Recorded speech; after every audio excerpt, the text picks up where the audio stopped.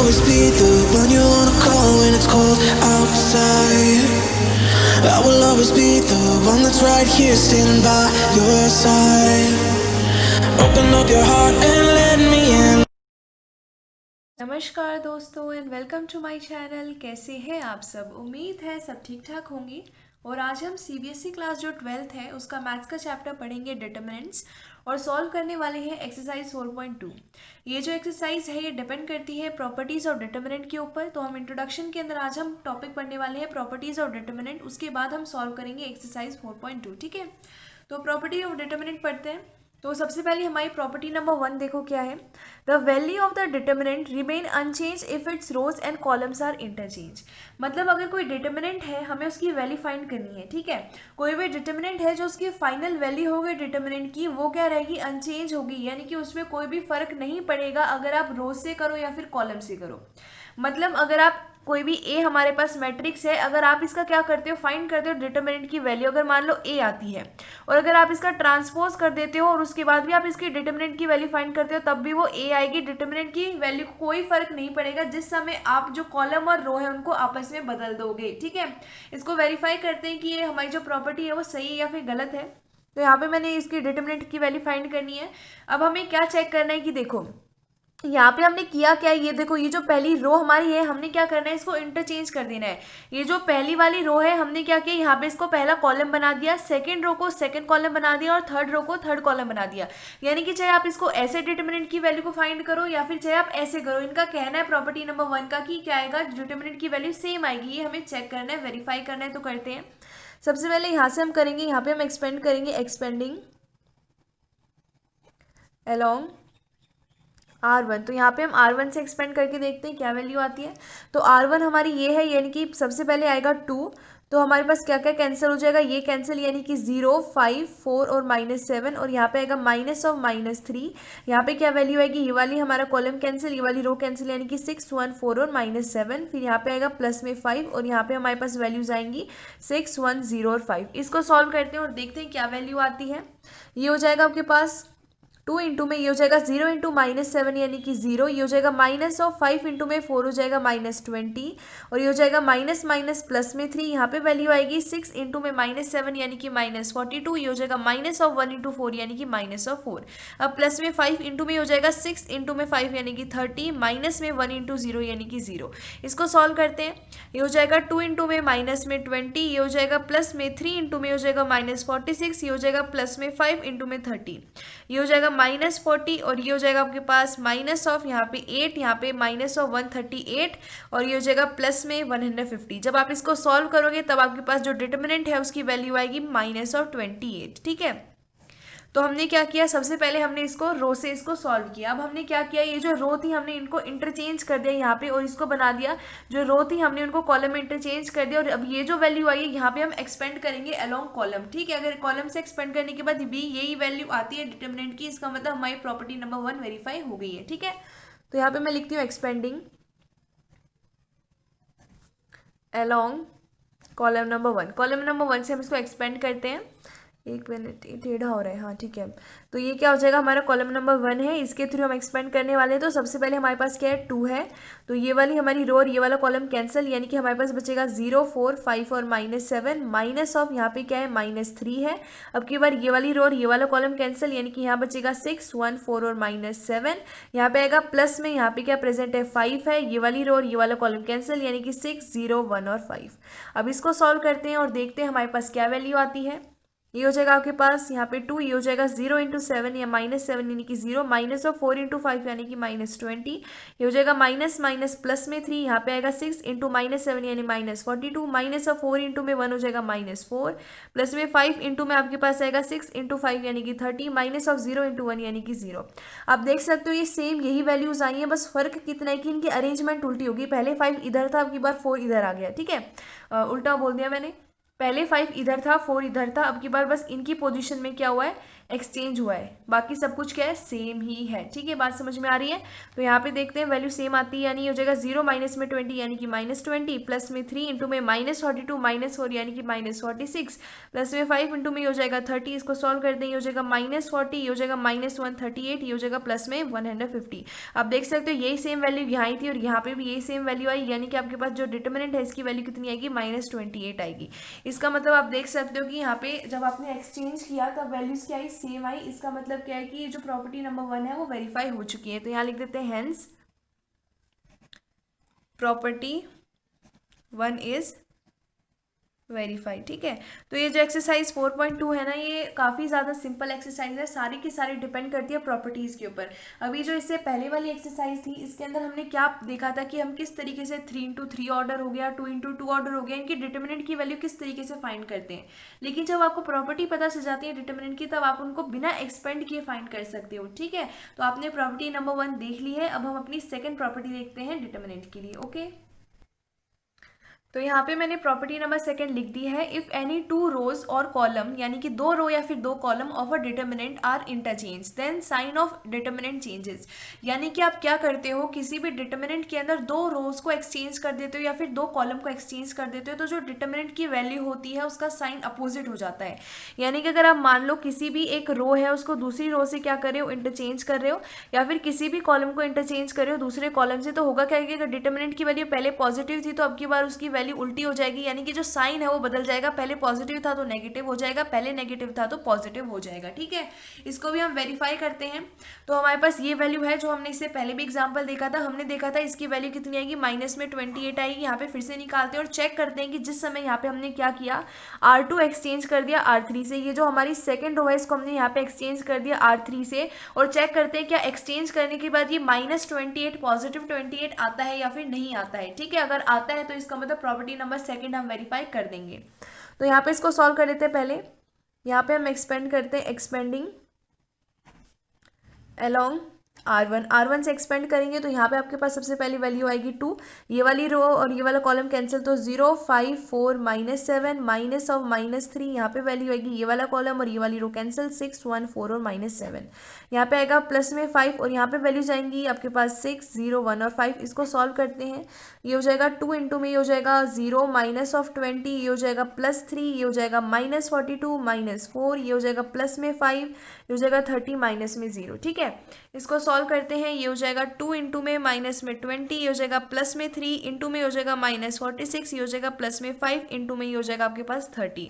तो वैल्यू आएगी -40 माइनस में 136 और ये आ जाएगी 138 आएगी, ना कि 136, ये हो जाएगा प्लस में, ये हो जाएगा 150 और इसकी वैल्यू आएगी -28। ठीक है, अब ये जो -28 आई है, इस समय हमने क्या किया, कोई भी रो आपस में एक्सचेंज नहीं की थी। अब हमने क्या किया, यहाँ पे ये वाली जो हमारी सेकेंड रो है इसको थर्ड रो से एक्सचेंज कर दिया, इंटरचेंज कर दिया। अब हम चेक करते हैं क्या ये वैल्यू का जो साइन है यानी -28 क्या +28 में बदलता है।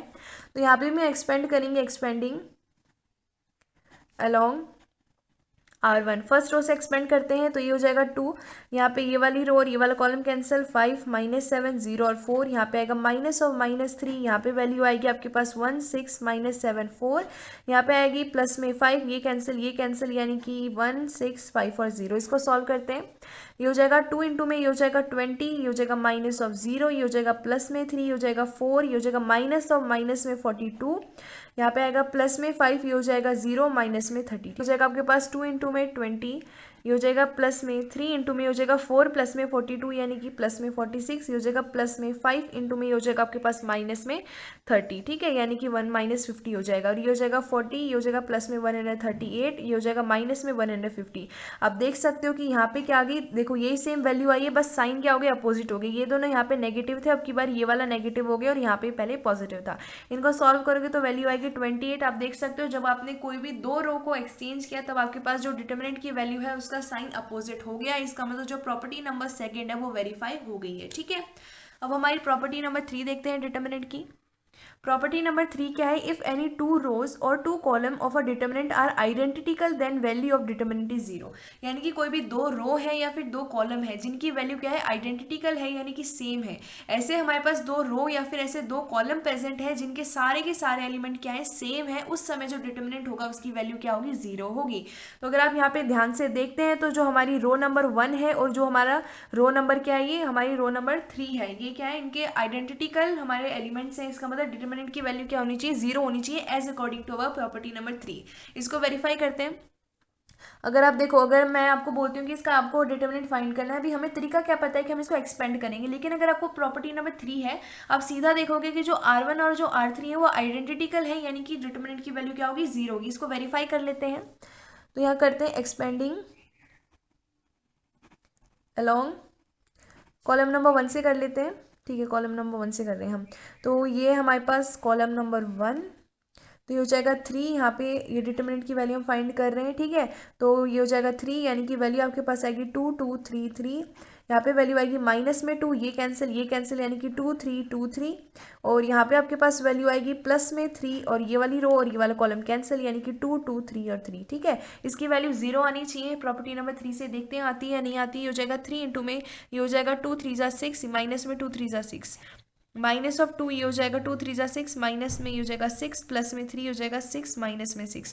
अब देख सकते हो हर जगह 6 माइनस 6 हो जाएगा, यानी कि 0, 3 इंटू में 0, माइनस में 2 इंटू में 0, प्लस में 3 इंटू में 0। किसी भी नंबर को 0 से मल्टीप्लाई करते हो 0 आता है। आप देख सकते हो कि जो डिटरमिनेंट की वैल्यू है वो 0 आई है, यानी कि आप सीधा ये बात प्रॉपर्टी नंबर 3 से बता सकते हो कि जब कोई 2 रो या फिर 2 कॉलम आइडेंटिकल होंगे, उनके जो एलिमेंट्स हैं वो सेम होंगे, उस समय डिटरमिनेंट की वैल्यू क्या होगी, 0 होगी। यानी प्रॉपर्टी नंबर 3 भी वेरीफाई हमने कर दी है। टोटल 7 प्रॉपर्टीज हैं। प्रॉपर्टी नंबर 4 देखते हैं हमारे डिटरमिनेंट की। यहाँ पे मैंने प्रॉपर्टी नंबर 4 लिख दी है, if each element of a row oblique column of a determinant is multiply by a constant K, then value gets multiply by K. इसका कहने का मतलब क्या है कि अगर कोई भी हमारा रो है, कोई भी हमारा कॉलम है जिसके सारे एलिमेंट कोई भी कांस्टेंट नंबर के से, के कोई भी हो सकता है, कोई भी कांस्टेंट नंबर है, उससे कोई भी एक पूरी रो या फिर कोई भी एक पूरा कॉलम मल्टीप्लाई हो रहा है, तो लास्ट में जो हमारा डिटरमिनेंट होगा वो भी उस कांस्टेंट से मल्टीप्लाई होगा, ठीक है। इसको वेरीफाई करते हैं। देखो, या आपको इसकी डिटरमिनेंट की वैल्यू फाइंड करनी है। अगर आप ध्यान से देखते हो तो जो हमारी रो नंबर 1 है, अगर आप देखते हो तो इसके अंदर आप 6 को कॉमन ले सकते हो। क्यों? क्योंकि 102 को लिखा जा सकता है 6 इंटू में 7, हम 18 को लिख सकते हैं 6 इंटू में 3, और हमारे 36 को लिख सकते हैं 6 इंटू में 6, है ना। और ये वाली तो सेम ही रहेंगी। लिख दिया हमने इनको ऐसे। अब आपको करना क्या है कि देखो, अभी हम क्या कर सकते हैं, 6 को कॉमन ले सकते हैं। तो हमने क्या किया, 6 को यहाँ पे कॉमन ले लिया, तो यहाँ बचेगा 17 3 6 1 3 4 17 3 और 6। अगर आप ध्यान से देखते हो तो ये क्या आ गया, कॉमन आ गया। इसका मतलब क्या है कि ये जो वैल्यू है ये मल्टीप्लाई हो रही है इतने वैल्यू के डिटरमिनेंट से। ये जो मैंने बॉक्स में बंद कर दी ना डिटरमिनेंट की वैल्यू, जो ये वैल्यू आएगी उससे हमारा 6 क्या होगा, मल्टीप्लाई होगा। अभी अभी हमने जो प्रॉपर्टी नंबर 3 पढ़ी थी, अकॉर्डिंग टू प्रॉपर्टी नंबर 3 हमने देखा था कि कोई भी 2 रो जिनके एलिमेंट्स क्या है, सेम है, आइडेंटिकल है, तो उस डिटरमिनेंट की वैल्यू क्या होती है, 0 होती है। अगर आप ध्यान से देखते हो तो यहाँ पे जो हमारी रो नंबर 1 है और जो हमारी रो नंबर 3 है, इनके एलिमेंट क्या है, सेम है, यानी कि क्या है, आइडेंटिकल है। तो आप यहाँ लिख सकते हो नाउ हेयर R1 यानी कि row number 1 and row number 3 are identical, spelling गलत लिख दी, identical, therefore using property number 3 से अगर आप देखते हो तो यहाँ पे डिटरमिनेंट की वैल्यू कितनी आएगी, 0 आएगी। मतलब ये जो बॉक्स के अंदर बंद किया हुआ है ना डिटरमिनेंट, इसकी वैल्यू कितनी आएगी, 0 आएगी। तो ये क्या है, 6 इंटू में क्या हो जाएगा, 0, यानी कि कितनी वैल्यू आएगी, डिटरमिनेंट की 0 आएगी। तो हमने किया क्या कि कोई भी डिटरमिनेंट की वैल्यू होगी, अगर इसकी कोई भी रो या फिर कोई भी कॉलम हमारे किसी भी एक कॉन्स्टेंट नंबर से मल्टीप्लाई होंगे, तो उसका जो डिटरमिनेंट की वैल्यू होगी वो भी उस कॉन्स्टेंट से मल्टीप्लाई होगी, ठीक है। इसी तरीके से यहाँ पे हमने 6 को क्या किया, इस कॉन्स्टेंट नंबर के, मतलब जो कॉन्स्टेंट नंबर हमारा 6 था, ये क्या कर रहा है, मल्टीप्लाई करें इस डिटरमिनेंट की वैल्यू को, ओके। इसलिए हमारे डिटरमिनेंट की वैल्यू कितनी आई, 0 आई है। और साथ ही में हमारी प्रॉपर्टी नंबर 3 का भी यहाँ पे यूज हो गया है, तो ये हमारी प्रॉपर्टी नंबर 4 भी वेरीफाई हो गई है, ठीक है। अब हम अपनी प्रॉपर्टी नंबर 5 जो है उसको देखते हैं क्या है। तो अब हमारी प्रॉपर्टी नंबर 5 देखते हैं, if some or all elements of a row oblique column of a determinant are expressed as sum of 2 or more terms, then the determinant can be expressed as the sum of 2 or more determinants. यहाँ पे आपको क्या given है, यहाँ पे आपको बोला है कोई भी एक रो है या फिर एक कॉलम है जिसको हमने क्या किया, 2 या फिर 2 से ज्यादा टर्म को ऐड करके लिखा है। जैसे यहाँ पे क्या है, 2 टर्म्स को ऐड करके लिखा है। इनके कहने का मतलब है कि आप इनको क्या कर सकते हो, टुकड़ों में बांट के कर सकते हो। इसका मतलब क्या है कि जो हमारा डिटरमिनेंट है, इसका मतलब क्या है कि ये जो हमारे पास वैल्यू है, देखो अगर यहाँ पे आपको a गिवन है, a+2 गिवन है, इसका मतलब क्या है कि एक डिटरमिनेंट है जिसके अंदर एक वैल्यू क्या है, a है, और प्लस में दूसरा डिटरमिनेंट है जिसके अंदर वैल्यू 2 है। इसका मतलब क्या है कि अगर इस तरीके से हमें कोई डिटरमिनेंट गिवन है, आप इसको टुकड़ों में बांट सकते हो, और फिर जो इनका डिटरमिनेंट होगा दोनों डिटरमिनेंट का एडिशन होगा, ठीक है। इसका जो डिटरमिनेंट होगा वो इस वाले डिटरमिनेंट प्लस में इस वाले डिटरमिनेंट की जो वैल्यू होगी वो होगा। इसका मतलब है कि हमारी प्रॉपर्टी नंबर 5 ये स्टेट कर रही है। इसको कंफर्म करते हैं एग्जांपल देख के, शो दैट, आपको यहाँ पे शो करना है कि इस डिटरमिनेंट की वैल्यू 0 के इक्वल आएगी, ठीक है। करते हैं, हम क्या करेंगे, ये जो हमें वैल्यू दिखाई देनी है r सेकंड के अंदर, हम क्या करेंगे, इसको एक्सपेंड कर देते हैं।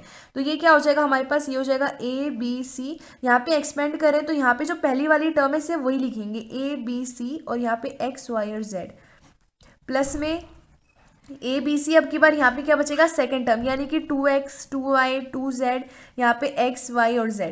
अब आपने करना क्या है, अगर आप ध्यान से देखते हो तो ये वाली जो हमारे पास रो है इसके अंदर क्या हो रहा है, 2 क्या हो रहा है, कॉमन ले सकते हैं हम। तो हम क्या करेंगे, इसके अंदर से 2 को कॉमन ले लेंगे। तो सबसे पहले हमारे पास ये वाली जो वैल्यू है, आप यहाँ पे देख सकते हो r1 और जो हमारी r सेकेंड है वो क्या है, आइडेंटिकल है। r1 and r2 are identical, तो ये आइडेंटिकल है। इसका मतलब प्रॉपर्टी नंबर जो हमारी 3 है उससे इसकी वैल्यू क्या होगी, डिटरमिनेंट की क्या हो जाएगी, 0 हो जाएगी। तो मैं यहाँ पे डायरेक्ट लिख देती हूँ, इसकी वैल्यू कितनी हो जाएगी, 0। उसी तरह प्लस में यहाँ पे क्या होगा, ये जो 2 है इसको कॉमन ले लेंगे, तो यहाँ पे वैल्यू आएगी a b c x y z। अब अगर आप यहाँ देखते हो तो जो r2 और r3 है वो क्या है, हमारे आइडेंटिकल है। इसका मतलब प्रॉपर्टी नंबर 3 से इसकी भी वैल्यू क्या होगी, 0 होगी, यानी कि ये हो जाएगा 0 प्लस में 2 इंटू में 0, यानी कि 0 प्लस में 0 यानी कि 0। इसका मतलब यहाँ पे जो हमारी डिटरमिनेंट है उसकी वैल्यू कितनी आएगी, 0 आएगी, ठीक है। इसका मतलब जो हमारी प्रॉपर्टी नंबर 5 है वो एकदम करेक्ट है कि ये जो हमारे पास सिंगल वैल्यू है, ये इसका जो डिटरमिनेंट की वैल्यू होगी क्या होगी, दोनों को जब सेपरेट करोगे तो दोनों के अलग अलग डिटरमिनेंट की जो एडिशन आएगी वो इसका टोटल डिटरमिनेंट होगा, ठीक है। ये हमारी प्रॉपर्टी नंबर 5 थी जो हमने यहाँ पे वेरीफाई कर दी है। अब हमारी प्रॉपर्टी नंबर 6 देखते हैं नेक्स्ट पेज पर। तो यहाँ पे मैंने प्रॉपर्टी नंबर 6 लिख दी है। देखो ये देखने में काफ़ी बड़ी सी लग रही है लेकिन काफ़ी ज़्यादा सिंपल है, ठीक है। कोई भी प्रॉपर्टी हार्ड नहीं है, सारी सिंपल है। तो प्रॉपर्टी नंबर 6 है, if to each element of any row और column of a determinant the equi multiples of corresponding element of other row और column are added, then value of determinant remain the same, that is value of determinant remain same if we apply this operation. आपको क्या करना है, आपको यहाँ पे क्या बोला है, कोई भी एक रो है, आप क्या करते हो उसके अंदर जो दूसरी रो के कॉरस्पॉन्डिंग एलिमेंट्स है उनको किसी भी एक नंबर से मल्टीप्लाई करते हो और उनको ऐड कर देते हो हमारी जो भी हमारी रो है जिसके अंदर हम उनको ऐड करना चाहते हैं, तो हमारी डिटरमिनेंट की वैल्यू चेंज नहीं होती है, सेम रहती है। जैसे कि आप क्या कर रहे हो, कोई भी रो है इसके अंदर क्या कर रहे हो, इस रो के अंदर ऐड कर रहे हो कोई दूसरी रो को मल्टीप्लाई करने के बाद, तो जो डिटरमिनेंट होगी उसकी वैल्यू क्या रहेगी, अनचेंज रहेगी, कोई फर्क नहीं पड़ने वाला डिटरमिनेंट की वैल्यू को। उसी तरह कोई भी कॉलम है, आप क्या कर रहे हो, इस कॉलम के अंदर कोई दूसरे कॉलम के एलिमेंट्स को ऐड कर रहे हो, चाहे आप उनको किसी भी कांस्टेंट से मल्टीप्लाई करके ऐड कर रहे हो, हमारे डिटरमिनेंट की वैल्यू को कोई फर्क नहीं पड़ेगा। जैसे कि एग्जांपल के लिए देखते हैं, आपको प्रूफ करना है क्या ये a क्यूब के इक्वल है, ठीक है। तो आपने क्या किया, यहाँ पे अप्लाई किया r2 is equal to r2 minus 2 of r1, और साथ में अप्लाई किया r3 is equal to r3 minus 3 of r1। तो जब आप ये अप्लाई करोगे तब आपके पास ये नई वैल्यू आ जाएगी, आपको करके देखना है, ठीक है। मैंने यहाँ लिख तो दिया कि किस तरीके से मैंने यहाँ वैल्यू फाइंड की, आपको खुद करना है। तो देखो कर क्या रहे हो, r2 है, r2 हमारी ये वाली वैल्यू है, इसमें से माइनस करेंगे 2 ऑफ r1, तो 2 ऑफ r1 यानी कि a माइनस में यहाँ पे क्या हो जाएगा, सबसे पहले a को मल्टीप्लाई करोगे 2 से, यानी कि 2a माइनस 2a, तो यहाँ पे क्या आ जाएगा, 0 आ जाएगा। उसी तरह ये हो जाएगा हमारे पास 2a, ये हो जाएगा 3a माइनस 2a यानी कि a, और 2b माइनस में 2b यानी कि 0, a प्लस में 0 यानी कि a। उसी तरह ये पूरे 2 से मल्टीप्लाई करेगा, फिर इसमें से माइनस हो जाएगा, तो यहाँ पे आएगा 2a प्लस में b, ठीक है। ये अप्लाई करने के बाद आपको यहाँ पे अप्लाई करना है r3 is equal to r3 minus 3 of r2। ऐसा करने के बाद क्या होगा, ये वैल्यू आ जाएगी, यहाँ 2 0 आ जाएंगी, ठीक है। यहाँ वाली 0 हमारे पास ऑलरेडी आ चुकी थी, अब की बार यहाँ पे भी 0 आ जाएगी। और जब भी आप कोई भी प्रॉपर्टी अप्लाई करते हो और हमारे जो गिवन डिटरमिनेंट है उसके अंदर कोई भी एक ऐसी रो है या ऐसा कोई कॉलम है जिसके 2 एलिमेंट 0 बन चुके हैं, आपको क्या करना है, उस समय वहां पे आप एक्सपेंड कर सकते हो। तो क्या समझ आया आपको कि जब भी हम लोग प्रॉपर्टी यूज करते हैं और हमारे कोई भी एक रो है या कोई भी एक ऐसा कॉलम है जिसके अंदर 2 हमारे एलिमेंट 0 बन चुके हैं, उस समय आप एक्सपेंड कर सकते हो। तो यहाँ पे आप देख सकते हो कि यहाँ पे भी 2 0 बन चुकी है और यहाँ पे भी 2 0 बन चुकी है। तो हमने क्या किया, कॉलम नंबर 1 से इसको एक्सपेंड किया। कॉलम नंबर 1 से एक्सपेंड करेंगे तो यहाँ तो 2 0 है, तो ये दोनों हमारी 0 बन जाएगी और ये वाला हमारा हो जाएगा a इंटू ए यानी कि a square minus of 0 into में दिस यानी कि 0। अब a इंटू में a स्क्वायर हो जाएगा a क्यूब यानी कि LHS is equal to RHS आई ना हमारी प्रॉपर्टी नंबर 6 काम में। तो यही फायदा है प्रॉपर्टी का, जल्दी आंसर आ जाता है। तो आपने यहाँ पे प्रॉपर्टी नंबर 6 भी वेरीफाई कर दी है, यानी कि आपने एग्जाम्पल से इसको प्रूव भी कर दिया है। ठीक है, हमारी अब लास्ट प्रॉपर्टी नंबर 7 बची है, वो नेक्स्ट पेज पे देख लेते हैं। वो तो सबसे ज्यादा सिंपल है। ओके अच्छा जी, तो ये है हमारी आखिरी प्रॉपर्टी नंबर 7 डिटरमिनेंट की। ये क्या कहती है कि if all elements of a row oblique column are zero then determinant is equals to zero. यानी कि कोई एक ऐसी रो है या कोई एक ऐसा कॉलम है जिसके सारे के सारे एलिमेंट्स क्या है, जीरो है, उस समय डिटरमिनेंट की वैल्यू क्या होगी, जीरो होगी। जैसे एग्जाम्पल के लिए मान लो कोई भी एक पूरी रो है, ये जीरो है, तो डिटरमिनेंट की वैल्यू क्या होगी, जीरो होगी। कोई भी कॉलम है जिसकी वैल्यू क्या है, जीरो है, तो वो भी हमारी डिटरमिनेंट की वैल्यू क्या होगी, जीरो होगी। और हमारी एक और प्रॉपर्टी होती है, आप इसको प्रॉपर्टी कहो या ना कहो, वो तो कॉमन सेंस की बात है। अगर कोई भी ऐसा डिटरमिनेंट है जिसका हर एक एलिमेंट के आपका जीरो है, उस समय उसकी डिटरमिनेंट की वैल्यू क्या होगी, जीरो होगी। ठीक है जी, तो अब हमारी सारी प्रॉपर्टीज खत्म हो गई हैं। अब हम अपनी एक्सरसाइज 4.2 को कंप्लीट करेंगे, सॉल्व करते हैं।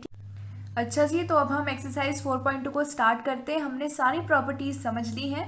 तो एक्सरसाइज जो 4.2 है, इसका क्वेश्चन आपको प्रोवाइडेड है, using the property of determinants and without expanding in exercises 1 to 5 prove that. आपको एक्सरसाइज 4.2 के क्वेश्चन नंबर 1 से 5 तक आपको क्या करना है, प्रॉपर्टीज ऑफ डिटरमिनेंट का इस्तेमाल करना है, बिना एक्सपेंड के यहाँ पे डिटरमिनेंट की वैल्यू फाइंड करनी है, क्वेश्चन 1 से लेके 5 तक। ठीक है, आपको यहाँ पे प्रूव करना है कि जो LHS RHS है वो इक्वल है। तो यहाँ पे फर्स्ट पार्ट में आपको क्या करना है, पार्ट नहीं फर्स्ट क्वेश्चन के अंदर आपको प्रूव करना है कि ये जो LHS है इसके डिटरमिनेंट की वैल्यू RHS यानी कि जीरो के इक्वल आएगी। यूजिंग हमें प्रॉपर्टी का इस्तेमाल कर यहाँ पे हमें प्रूव करना है। ठीक है, तो इसका आंसर देखते हैं। तो मैं यहाँ लिख देती हूँ लेफ्ट हैंड साइड। अब ये जो लेफ्ट हैंड साइड है इसकी वैल्यू देखो क्या है, XYZ ABC X plus A y plus b और z प्लस में सी। हमने प्रॉपर्टी में क्या देखा था कि अगर हमें इस तरीके से गिवन है तो हम इनको सेपरेट करके लिख सकते हैं। तो हम क्या करते हैं, सेपरेट करके लिख देते हैं, x Y Z A b और यहाँ पे हमें सी गिवन है, ये है एक्स वाई और जेड, और प्लस में क्या आएगा, एक बार हमने ये वाली टर्म्स यहाँ लिख दिया। अब नेक्स्ट हमें यही सेम लिखना है, बस हमें टर्म्स ये लिख देनी है ना। तो ये हो जाएगा हमारे पास X Y Z A B C और ए बी और सी। अब हमने प्रॉपर्टी क्या देखी थी, अगर हमारी कोई भी दो रो या फिर दो कॉलम क्या हो, सिमिलर हो, आइडेंटिकल हो उनके एलिमेंट्स, उस समय क्या होता है, उस डिटरमिनेंट की वैल्यू जीरो हो जाती है। अगर आप इसके अंदर देखते हैं, ये वाला जो हमारा डिटरमिनेंट है, अगर आप इसके अंदर देखते हैं तो हमारा जो कॉलम नंबर 1 है और ये जो हमारा क्या है कॉलम नंबर 3 है, कॉलम नंबर 1 एंड जो कॉलम नंबर 3 है वो आइडेंटिकल है। अगर आप इसके अंदर देखते हो तो इसके अंदर आपका जो कॉलम नंबर 2 है और जो कॉलम नंबर 3 है, column number 2 and column number 3 are identical. इसका मतलब इन दोनों की वैल्यू क्या हो जाएगी, जीरो हो जाएगी डिटरमिनेंट की, यानी कि 0 प्लस में 0 इक्वल्स टू 0। एक तो आप इस तरीके से इसको सॉल्व कर सकते हो। ठीक है, इनको सॉल्व करने के काफ़ी तरीके होते हैं। ठीक है, कोई भी प्रॉपर्टी अगर आप ध्यान से देखते हो तो लगाई जा सकती है। आप इसको ऐसे भी सॉल्व कर सकते थे, ये जो आपको प्रोवाइडेड है आप क्या कर सकते हो, देखो अगर आप क्या करते हो, ये जो कॉलम नंबर 1 है इसके ऊपर आप अप्लाई करते हो एक ऑपरेशन। आप क्या करोगे, कॉलम नंबर 1 में अगर कॉलम नंबर 2 के एलिमेंट्स को ऐड कर दोगे तो आपके पास वैल्यू क्या आ जाएगी, x प्लस में a, y प्लस में b, z प्लस में c, a b c, x plus a, y plus b और z प्लस में c। अगर हमने ये वाला ऑपरेशन लगाया तो भी आप देखोगे ये जो वैल्यू आएगी नई, इसके अंदर कॉलम नंबर ये जो हमारा 1 है और ये जो कॉलम नंबर 3 है ये क्या है, इनके एलिमेंट्स आइडेंटिकल है, तब भी वैल्यू क्या आएगी, जीरो आएगी। ठीक है, तो ये हमने क्या किया, प्रॉपर्टी की मदद से हमने इसको सॉल्व कर दिया। यहाँ पे हमें एक्सपेंड करने की जरूरत पड़ी ही नहीं। ठीक है, जब आप प्रॉपर्टी से करते हो ना, आपको ऐसा मेंशन करने की जरूरत नहीं है कि by property number 3 we are doing this, नहीं, आपको ऐसा करने की जरूरत नहीं है। आप यहाँ सीधा लिख सकते हो हेयर, अगर आप इसको ऐसे सॉल्व करते हो तो आप लिख सकते हो here column number 1 and column number 3 are identical, therefore determinant is equals to 0। आपको सिर्फ इतना लिखने की जरूरत है, ज्यादा आपको लिखने की जरूरत नहीं कि ये वाली प्रॉपर्टी हमने लगाई है वो ऐसे याद करने की जरूरत नहीं है। ठीक है, प्रॉपर्टीज को सिर्फ समझना है और अप्लाई करना है। तो ये हमारा फर्स्ट क्वेश्चन था। नेक्स्ट पेज पे सेकंड क्वेश्चन करते हैं। अच्छा, तो यहाँ पे मैंने है ना क्वेश्चन नंबर 2 लिख दिया, अभी बीच में थोड़ा कैमरा बंद हो गया था, तो मैंने भी आंसर में इतना ही लिखा था कि आपको LHS और RHS साइड गिवन है, यूजिंग प्रॉपर्टी आपको प्रूव करना है कि ये जो वैल्यू आएगी इसकी डिटरमिनेंट की वो 0 आएगी। ठीक है, तो ये आपको LHS गिवन है, आपको प्रूव करना है कि ये 0 के इक्वल आएगा। तो हम करेंगे क्या, देखो यहाँ पे एक तो तरीका क्या होता है, एक सबसे सिंपल प्रॉपर्टी हमारी ये होती है किसी भी रो या फिर किसी भी कॉलम को बना दो 0, क्योंकि अगर कोई भी रो अगर पूरी 0 हो जाएगी तो डिटरमिनेंट 0 आएगा, और अगर पूरी कॉलम कोई 0 हो जाता है उसके सारे एलिमेंट 0 हो जाएंगे तो भी क्या आएगी, वो जो डिटरमिनेंट है उसकी वैल्यू 0 आएगी। या फिर आप क्या कर सकते हो, किसी भी दो रो या फिर दो कॉलम के जो एलिमेंट्स उनको आइडेंटिकल बना सकते हो। अगर आप ध्यान से देखते हो तो कोई भी ऐसा एलिमेंट यहाँ पे प्रेजेंट नहीं है जिसके जो मतलब जिनको हम कुछ करें और यहाँ पे क्या हो जाए कि कोई भी एलिमेंट्री ऑपरेशन लगाएं और उसके बाद वो क्या बन जाए, सेम बन जाए। तो हम क्या करते हैं, हम किसी भी एक रो को चूज करते हैं और उसको हम बना देंगे जीरो। अगर आप ध्यान से देखते हो तो हम यहाँ तीनों रो में किसी भी रो को क्या बना सकते हैं, जीरो बना सकते हैं। उसी तरह आप किसी भी कॉलम को जीरो बना सकते हो। कैसे बना सकते हो वो देखो, हम क्या करेंगे, अप्लाई कर दो। अगर आप R1 को जीरो बनाना चाहते हो, पूरे R1 के जितने भी 3 एलिमेंट है, अगर आप इनको जीरो बनाना चाहते हो तो आपको क्या करना पड़ेगा, R1 प्लस में R2 प्लस में R3। अब मुझे ये कैसे पता चला कि अब मुझे ये यहाँ पे अप्लाई करना है कि मैं कोई भी रो पे अप्लाई करूँ, ये इस तरीके का मतलब किसी भी 3 रो को आपस में ऐड कर दूँ या तीनों कॉलम को ऐड कर दूँ तो वो जीरो आ जाएंगे। तो वो आपको देखना पड़ता है। जैसे यहाँ क्या प्रोवाइडेड है, ए है और यहाँ पे क्या है, माइनस ए है, यहाँ माइनस बी है, यहाँ बी है और यहाँ माइनस सी और यहाँ सी है। अगर मैं इनको आपस में ऐड कर दूंगी तो एलिमेंट्स कैंसिल हो रहे हैं और हमारे पास ये जो एलिमेंट है वो जीरो आएगा। ठीक है। उसी तरह अगर कॉलम की बात आती है, अगर इन तीनों कॉलम को अगर आप ऐड करते हो तो यहाँ ए है, यहाँ माइनस ए है, यहाँ माइनस बी है, यहाँ पॉजिटिव बी है, यहाँ माइनस सी है और यहाँ पे पॉजिटिव सी है, तब भी एलिमेंट्स क्या आएंगे, जीरो आएंगे फर्स्ट कॉलम के, अगर कॉलम को ऐड करते हो। तो यहाँ पे फिलहाल हम रो ऑपरेशन लगाए हमने, जो है R1 is equal to R1 plus R2 plus में R3, उसको यहाँ पे लगाते हैं।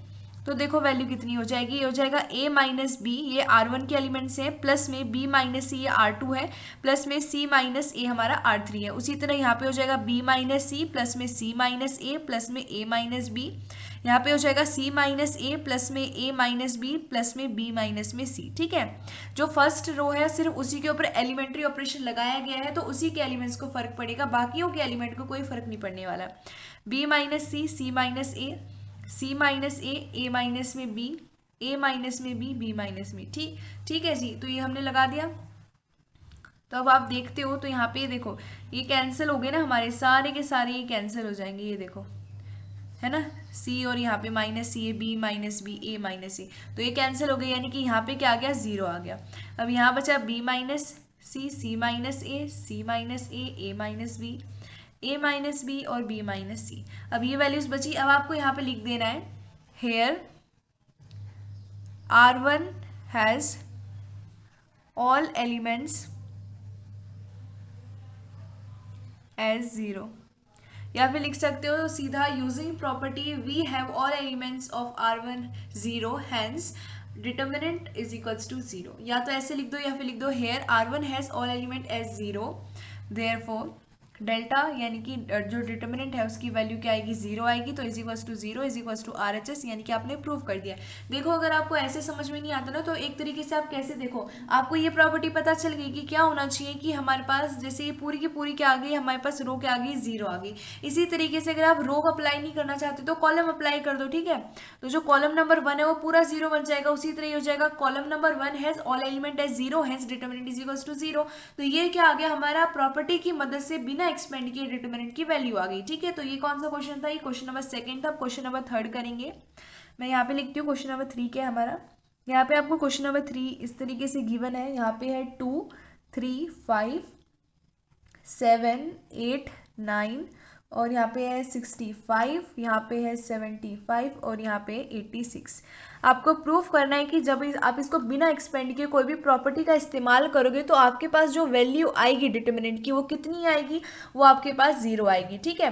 तो अगर आप यहाँ पे भी आपको क्या करना है, कोई एलिमेंट्री ऑपरेशन लगाना पड़ेगा। क्यों लगाना पड़ेगा, क्योंकि यहाँ पे ना तो कोई भी एक ऐसी रो प्रेजेंट है जिसके सारे एलिमेंट जीरो हो और ना ही ऐसा कोई भी हमारे पास दो आइडेंटिकल हमारे पास रो या फिर दो आइडेंटिकल कॉलम है। तो हम क्या करते हैं, देखो अप्लाई। अब की बार हम क्या करते हैं, जो कॉलम नंबर 3 है उस पर अप्लाई करते हैं, कॉलम नंबर 3 माइनस में कॉलम नंबर 1। ठीक है। हम क्या करेंगे, कॉलम नंबर 3 में से कॉलम नंबर जो हमारा 1 है उसके एलिमेंट्स को माइनस कर देंगे। तो इसका आंसर देखते हैं, सीधा अप्लाई करते हैं। तो हमारे पास वैल्यू देखो क्या आएगी, ये हो जाएगा 2 7, ये हो जाएगा 65 माइनस में 2 यानी कि 63, ये 3 ये 5 ये 8 और ये 9। अब 75 माइनस में 3 हो जाएगा 72, उसी तरह 86 माइनस में 5 हो जाएगा 81। अब ये वैल्यू आ गई। अब अगर आप ध्यान से एकदम, मतलब ये जो वाले क्वेश्चन होते हैं ना, इनमें थोड़ा तो दिमाग लगाना ही पड़ेगा तभी आंसर आएगा। अगर आप एकदम ध्यान से देखते हो तो देखो 2 3 5 7 8 और 9। अगर आप देखते हो तो जो 63 है इसको कैसे लिखा जा सकता है, 9 इंटू 7।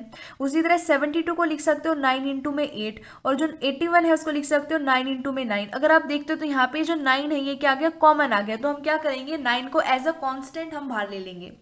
तो ये हो जाएगा हमारे पास 9 इंटू में 2 3 5 7 8 9 7 8 9। अब देखो, अब हमारी जो ये कॉलम नंबर सेकंड है और जो कॉलम नंबर 3 है वो क्या है, आइडेंटिकल है। तो यहाँ लिख सकते हैं हेयर कॉलम नंबर, ये है second, and column number 3 are identical. Therefore जो डेल्टा की वैल्यू क्या आएगी, वो 0 आएगी। ठीक है, तो 0 के साथ में यहाँ पे क्या है, इंटू कर रहे हैं 9 9, और ये जो डिटरमिनेंट की वैल्यू आई वो कितनी आई, 0 आई। देयरफॉर हमारे पास इनको मल्टीप्लाई करोगे तो हमारा डिटरमिनेंट कितना आ रहा है, 0 आ रहा है, और ये किसके इक्वल है, आपके RHS के इक्वल है। आपने प्रूफ भी कर दिया यूजिंग प्रॉपर्टी ऑफ डिटरमिनेंट। ठीक है, तो ये क्वेश्चन नंबर 3 था। नेक्स्ट पेज पे क्वेश्चन नंबर 4 सॉल्व करते हैं। तो अब यहाँ पे मैंने नेक्स्ट पेज पे क्वेश्चन नंबर 4 लिख दिया है। आपको प्रूफ करना है ये जो वैल्यू है इसकी वैल्यू आएगी 0, ये जो डिटरमिनेंट है ये 0 आएगा जिस समय आप प्रॉपर्टी यूज करोगे, विदाउट एक्सपेंडिंग करना है। यहाँ पे हमें एक्सपेंड नहीं करना है। जब तक हम एक्सपेंड नहीं करते हैं प्रॉपर्टी लगाते वक्त, जब तक हमारी कोई भी एक ऐसी रो या कॉलम नहीं आ जाता जिसके अंदर 2 एलिमेंट 0 आ जाएंगे। ठीक है, तो इसका आंसर देखते हैं। तो यहाँ पे LHS साइड लिखते हैं। भाई हमारी LHS साइड क्या है, ये हमारी LHS साइड गिवन है 1 1 1 BC CA AB। अब क्या करो, ये जो A है ये इन दोनों को मल्टीप्लाई करे तो सीधा लिख दो AB प्लस में AC, और यहाँ पे है AC प्लस में, यहाँ पे A कैसे आ गया, यहाँ पे मैंने कुछ गलत लिख दिया है, ये A नहीं होना चाहिए, B होना चाहिए। एक मिनट में चेक करती हूँ, हाँ ये B है, तो यहाँ पे होगा B, क्योंकि ABC इस तरीके का पैटर्न था ना। तो ये हो जाएगा B इंटू में C, और ये हो जाएगा B इंटू में A, यहाँ पे आएगा CA प्लस में CB। ठीक है, ये जो वैल्यू है ये आनी चाहिए, यूजिंग जब प्रॉपर्टी इस्तेमाल करोगे तब ये आनी चाहिए 0 के इक्वल। अगर आप ध्यान से देखते हो तो देखो यहाँ पे कोई भी एक ऐसी रो या कॉलम प्रेजेंट नहीं है जो आइडेंटिकल हो दूसरी रो या कॉलम से। तो हम क्या करेंगे, इसको आइडेंटिकल बनाने के लिए देखो यहाँ AB है और यहाँ पे AC है। ठीक है, और यहाँ पे भी ये सारे एलिमेंट्स है, बस ये वाले एलिमेंट्स की यहाँ पे कमी है। अगर ये एलिमेंट्स आ जाते हैं तो ये तीनों की तीनों वैल्यू सेम हो जाएंगी। तो हम क्या करेंगे, अप्लाई, हम कॉलम नंबर 3 पे यहाँ पे एलिमेंट्री ऑपरेशन अप्लाई करेंगे। कॉलम नंबर 3 में कॉलम नंबर सेकंड के एलिमेंट्स को ऐड कर देते हैं। ठीक है, ऐसा करने से क्या होगा, ये तीनों वैल्यू सेम आ जाएगी, इनको कॉमन ले लेंगे। तो देखो यहाँ पे करते हैं, यहाँ पे अप्लाई करने के बाद ये वैल्यू आ जाएगी आपके पास 1 1 1 BC CA AB। यहाँ पे हो जाएगा AB प्लस में AC, ये BC हो जाएगा प्लस में BC। यहाँ पे हो जाएगा BC प्लस में BA प्लस में CA। यहाँ पे हो जाएगा आपके पास CA प्लस में CB प्लस में AB। अगर आप देखते हो तो देखो यहाँ पे AB है और यहाँ पे भी AB है। BA और AB एक ही बात होती है। यहाँ पे AC है, यहाँ CA है। ठीक है, और यहाँ पे AB की बात हो रही थी, यहाँ पे भी AB है, और यहाँ CA है, यहाँ पे भी है, और यहाँ पे बचा BC, तो यहाँ पे भी BC है, और यहाँ पे भी CB यानी कि BC है। तो आप देख सकते हो ये तीनों की तीनों चीज़ें क्या है, सेम है। तो आपको क्या करना है, ये सेम है यानी कि आप इनको कॉमन ले सकते हो, तो हम इनको ले लेंगे कॉमन। तो यहाँ पे हम कॉमन ले लेंगे AB प्लस में BC प्लस में AC को कॉमन ले लिया हमने, तो यहाँ बचेगा 1 1 1 BC CA AB, यहाँ पे बचेगा 1 1 1। अगर अब आप देखते हो तो आप देखोगे कि जो कॉलम नंबर हमारा 1 है और जो कॉलम नंबर 3 है वो क्या है, आइडेंटिकल है। तो आप यहाँ लिख सकते हो column number 1 and column number 3 are identical, therefore जो डिटर्मिनेंट है उसकी वैल्यू 0 आएगी। आप सीधा इस तरीके से लिख सकते हो, या फिर ये जो वैल्यू आएगी इसकी वैल्यू 0 आने वाली है तो इसको 0 से मल्टीप्लाई करके दिखा सकते हो। यानी कि AB प्लस में BC प्लस में AC क्या आएगा, इनटू में आएगा 0, और इसकी वैल्यू क्या आएगी 0। ये हमारे RHS के इक्वल भी आ गया और हमारी डिटर्मिनेंट की वैल्यू 0 भी आ गई है। ठीक है, तो आपने क्वेश्चन नंबर 1 को भी प्रॉपर्टी के इस्तेमाल से सॉल्व कर दिया है विदाउट एक्सपेंडिंग। अब हम अपना क्वेश्चन नंबर 5 को सॉल्व करते हैं। तो अब यहाँ पे मैंने नेक्स्ट पेज पे क्वेश्चन नंबर 5 लिख दिया है। अब की बार आपको प्रूफ करना है ये जो लेफ्ट हैंड साइड है ये हमारे RHS यानी कि 2 इंटू में APX BQ Y C R और Z के इक्वल है।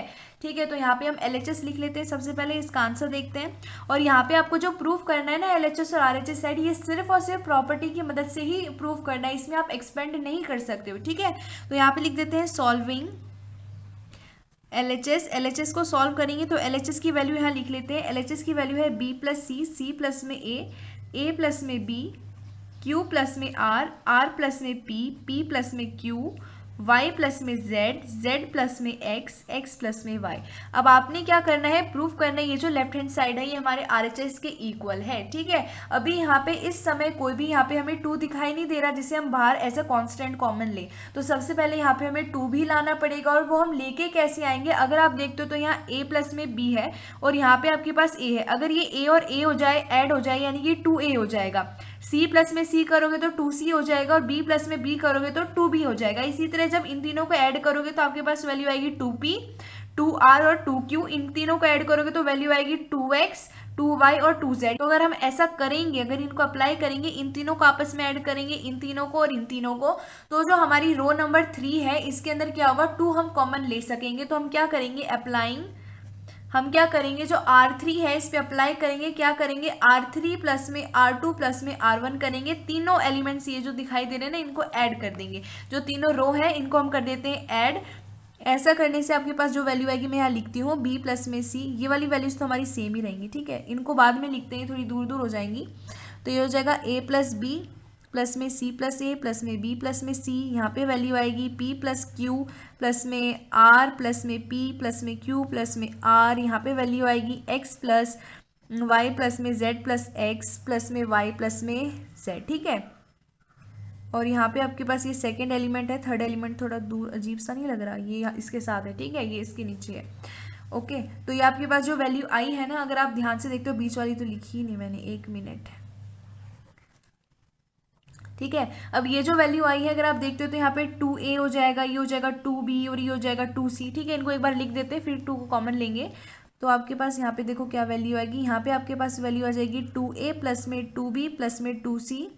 यहाँ पे आ जाएगी 2P प्लस में 2Q प्लस में 2R, और यहाँ पे वैल्यू आ जाएगी 2X प्लस में 2Y प्लस में 2Z। बाकी की वैल्यू तो सेम ही रहेंगी। R1 और जो R2 है ना, उनके एलिमेंट सेम रहेंगे, क्योंकि जो एलिमेंट्री ऑपरेशन है वो अप्लाई हुआ है हमारे R3 पर। तो यहाँ पे इनकी वैल्यूज लिख देते हैं, इनकी वैल्यूज को कोई असर नहीं पड़ने वाला, ठीक है। अब लिख दिया। अगर आप देखते हो तो अब ये जो हमारे पास 3 एलिमेंट है R3 के, इनमें से आप क्या कर सकते हो, कॉमन ले सकते हो 2 को। तो यहाँ लिख देते हैं टेकिंग 2 कॉमन फ्रॉम R3।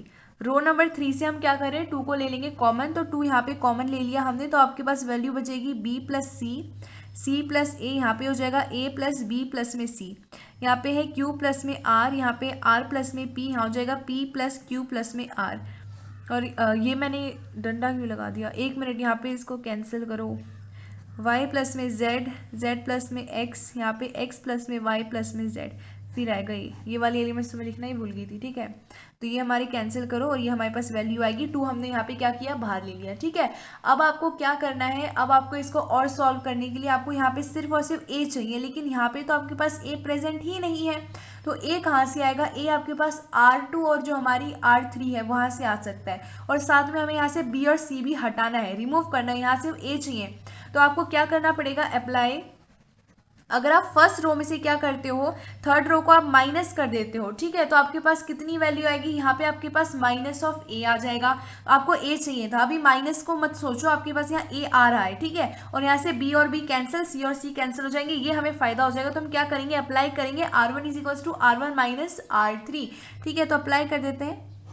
यहाँ पे आपके पास B प्लस C, ये हो जाएगा माइनस, तो ये माइनस के symbol, minus A minus B minus C, ये हो जाएगा Q plus R minus P minus Q minus R, ये हो जाएगा Y plus Z minus X minus Y और माइनस Z। यहाँ पे हमारे पास अब की बार कोई फर्क नहीं पड़ेगा, तो इनको ऐसे ही लिख दो, ठीक है। मैं यहाँ पे भी लिख देती हूँ P plus Q plus R, यहाँ पे है X प्लस Y प्लस में Z, और यहाँ पे है Z प्लस में X, ठीक है। अगर अब आप यहाँ पे देखते हो तो B और B, C और C कैंसिल, यहाँ पे आपके पास क्या क्या कैंसिल हो रहा है, R कैंसिल, Q कैंसिल, यहाँ पे आपके पास Y और हमारे Z कैंसिल हो गए, ठीक है। अब जो वैल्यू बची है उसको यहाँ लिखते हैं। यहाँ पे बचा है 2 इंटू में, भी यहाँ माइनस A है, यहाँ माइनस P है और माइनस हमारे पास X है। तो अब यहाँ पे माइनस कॉमन ले सकते हो, तो हम यहाँ -1 को कॉमन ले लेंगे। तो यहाँ बचेगा A P और यहाँ पे बचेगा X, यहाँ पे C plus A plus B plus C, यहाँ पे बचेगा R प्लस P, यहाँ पे P प्लस Q प्लस में यहाँ पे हमारे पास है R, और यहाँ पे हमारे पास है Z plus X plus Y plus में Z। अब ये जो वैल्यू आपके पास आ गई है, ठीक है, इसको आपको और सॉल्व करना है। उसके लिए हम क्या करेंगे, देखो अब यहाँ पे हमें B चाहिए और यहाँ पे B प्रेजेंट नहीं है, B हमारा सिर्फ और सिर्फ R3 पे है। तो हम क्या करेंगे, सेकेंड रो में से अब की बार थर्ड रो को माइनस कर देते हैं। अप्लाई, जो आपके पास सेकेंड रो है इसमें से हम क्या करेंगे, माइनस कर देंगे R3। ऐसा करने से क्या होगा, यहाँ पे हमारे पास A भी कैंसिल हो जाएगा, C भी कैंसिल हो जाएगा, और हमारे पास सिर्फ और सिर्फ B बचेगा जो हमें चाहिए, ठीक है। नेक्स्ट पेज पे इसको अप्लाई करते हैं। तो नेक्स्ट पेज पे मैंने वैल्यू लिख दी है। अब यहाँ पे हम अप्लाई करने वाले हैं R2 is equals to R2 minus R3। तो अप्लाई कर देते हैं। यहाँ पे हमारे पास ये देखो वैल्यू आएगी, यहाँ पे इसको ऐसे ही रहने देते हैं, 2 इंटू में -1, यहाँ पे हमारे पास APX, और यहाँ पे R सेकेंड पे अप्लाई करें तो R3 पे कोई फर्क नहीं पड़ने वाला, तो यहाँ पे R3 के एलिमेंट्स को लिख देते हैं ऐसे ही, और उसके बाद अप्लाई करेंगे हमारे पास R सेकेंड पे। तो ये हो जाएगा C प्लस A माइनस में A, और ये हमारे पास सब कैंसिल हो जाएगा, A से A कैंसिल, C से C कैंसिल, वैल्यू बचेगी -B, और यहाँ पे R और R कैंसिल, P और P कैंसिल, वैल्यू बचेगी -Q, और यहाँ पे हमारे पास X और हमारी Z कैंसिल, वैल्यू बचेगी -Y। ठीक है। अब यहाँ पे जो सेकेंड रो है इससे भी आप क्या कर सकते हो, माइनस को कॉमन ले सकते हो, तो कॉमन ले लेंगे। यहाँ पे आएगा 2 इंटू में -1 इंटू में -1 APX BQY A plus B plus C P plus Q plus R X plus Y plus. तो अभी आज पता नहीं क्या हो रहा है, कैमरा को बार बार हैंग हो रहा है। ये मैं एक बार आपको ये वापस समझा देती हूँ हमने क्या किया। यहाँ पे आपने क्या किया था, पहले आपके पास ये वैल्यू आई थी, जब आपने यहाँ पे अप्लाई किया R2 is equals to R2 minus में R3 इस स्टेप के बाद, ठीक है। तो आपके पास जो वैल्यू आई यहाँ पे, ये आपके पास वैल्यू आई। अब हमने जो सेकंड रो है इसमें से -1 को फिर से कॉमन ले लिया, अब आपके पास ये वैल्यू बची। अब यहाँ पे आपको C चाहिए, तो A और B को माइनस करने के लिए हमने अप्लाई किया R3 is equals to R3 minus R1 minus में R2, माइनस माइनस प्लस 1 हो गया, 2 इंटू में 1 यानी कि 2 हो गया। इसको अप्लाई करने के बाद यहाँ C R और Z आ चुका है, और ये जो वैल्यू आई है ये हमारे RHS के इक्वल आई है, यानी कि हमने डिटरमिनेंट की प्रॉपर्टी इस्तेमाल करके इसको प्रूव कर दिया है। तो आज इस वीडियो के अंदर हमने क्वेश्चन नंबर 5 तक और इंट्रोडक्शन समझा है। नेक्स्ट वीडियो में जल्दी मिलेंगे, तब तक के लिए